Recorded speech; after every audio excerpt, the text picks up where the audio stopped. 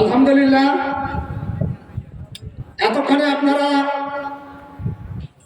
জেনার বয়ান শুনলেন, আমরা সবাই মুগ্ধ। আপনারা জানেন দীর্ঘদিন ধরে নিতাই শামসুল উলুম কওমি ও হাফিজিয়া মাদ্রাসা মাহফিল হয়নি। আজকে আল্লাহ আমাদেরকে আমাদের প্রধান মেহমান আহ্বানে আজকে মাঠ কানায় কানায় ভরে গেছে, এজন্য আমরা শুকরিয়া আদায় করি আলহামদুলিল্লাহ।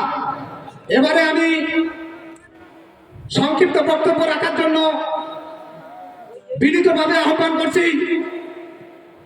কিশোরগঞ্জ উপজেলার নবনির্বাচিত সুযোগ্য চেয়ারম্যান জনাব মোহাম্মদ রশিদুল ইসলাম চেয়ারম্যান মহোদয়কে ওনার সংক্ষিপ্ত মূল্যবান বক্তব্য রাখার জন্য বিনীতভাবে অনুরোধ করছি।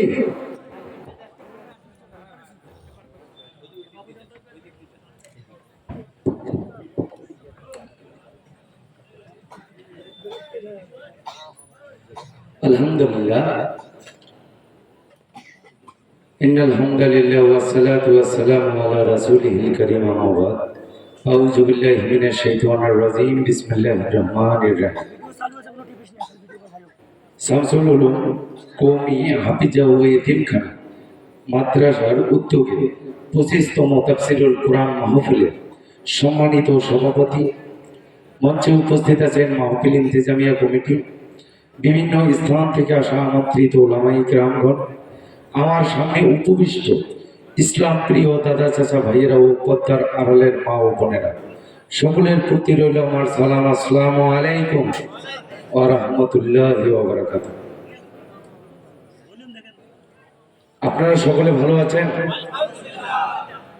যাই হোক, যে মহান রব্বুল আলামিন আজকে এই গরমের মাঝে আমাদের সকলকে এই তাফসীরুল কুরআন মাহফিলে আসার এবং বসার শোনার তৌফিক দান করেছেন, আমরা সকলেই সেই সৃষ্টিকর্তার দরবারে শুকরিয়া জ্ঞাপন করে বলি আলহামদুলিল্লাহ। আমাদের প্রিয় হাবিব হযরত মুহাম্মদ সাল্লাল্লাহু আলাইহি ওয়াসাল্লাম রওজা মুবারকে দরুদ পাঠ করে বলি সাল্লাল্লাহু আলাইহি ওয়াসাল্লাম। সম্মানিত উপস্থিতি, আজকে আমরা সকলেই এসেছি এখানে তাফসীরুল কুরআন মাহফিল শোনার জন্য। আমাদেরকে যিনি সৃষ্টি করেছেন সেই রব্বুল আলামিন আজকে এই মাহফিল শোনার থেকে শুরু করে আমাদেরকে যেন সমস্ত আমল করার তৌফিক দান করেন, আমরা বলি আমিন। আপনারা সকলেই জানেন গত উপজেলা পরিষদ নির্বাচন 21শে মে হয়েছে।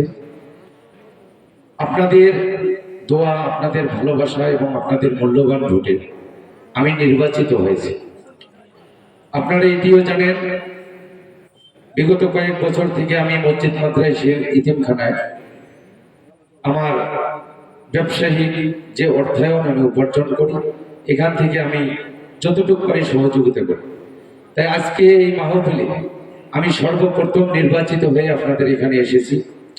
আমার জন্য সকলে দোয়া রাখবেন।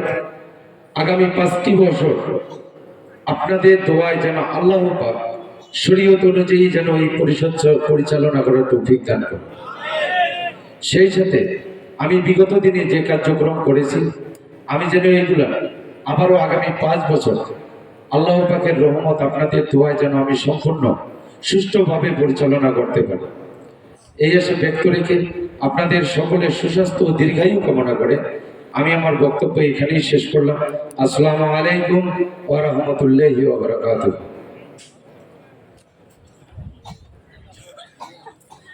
আলহামদুলিল্লাহ, সম্মানিত তাওহীদি জনতা,